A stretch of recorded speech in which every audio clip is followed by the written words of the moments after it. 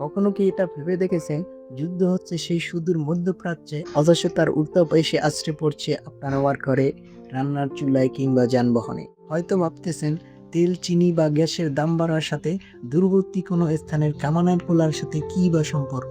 আজ এই বিষয়টা নিয়ে একটু খোলামেলা কথা বলতে চাই, কারণ ইতিহাস সাক্ষী দেয় মধ্যপ্রাচ্যে যখনই অস্থিরতা সৃষ্টি হয়েছে, তখনই মাসুল কমতে হয়েছে আমাদের মতো সাধারণ মানুষের। একটু পিছনে ফেরা যাক, 1973 সালের কথা। আরব আর দখলদার জায়নিজদের মধ্যে যুদ্ধ শুরু হওয়ায় তেলের দাম এক ধাক্কায় 4 গুণ বেড়ে যায়। তখন থেকেই বিশ্ব বুঝে গিয়েছিল, মধ্যপ্রাচ্য মানেই বিশ্ব জ্বালানির চাবিকাঠি। আর 2026 সালে দাঁড়িয়ে পরিস্থিতি তো আরো জটিল। মধ্যপ্রাচ্যের এই যুদ্ধের রেস যদি আরো দীর্ঘস্থায়ী হয়, তবে পৃথিবীর অন্যতম গুরুত্বপূর্ণ জলপথ হরমুজ প্রণালী বন্ধ হয়ে যেতে পারে, যেই সরুপথ দিয়ে যাওয়া আসা করে বিশ্বের 1/3 তেল। এখন প্রশ্ন হলো, বাংলাদেশের কি হবে? আমাদের দেশে যে ডিজেল বা অকটেন আমরা ব্যবহার করি, তার সিংহভাগই আসে কিন্তু এই হরমুজ দিয়ে।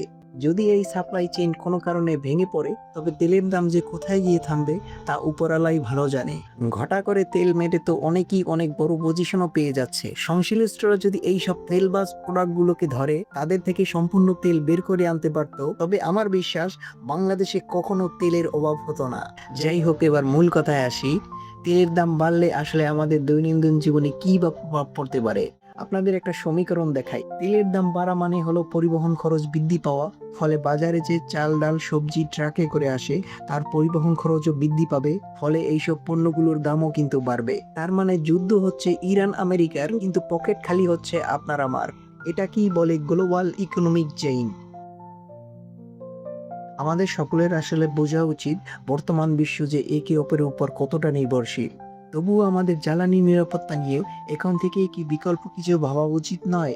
আপনার কি মনে হয়, মধ্যপ্রাচ্যের এই উত্তেজনাটি আগামীতে আরো বড় কোনো বিপর্যয় ডেকে আনবে? কমেন্টে আপনার সৎ মূল্যবান মতামত জানিয়ে দিন। আর আমার এই প্রসেসটাকে একটু অ্যাপ্রিসিয়েশন জানাতে চ্যানেলটি সাবস্ক্রাইব করে দিন।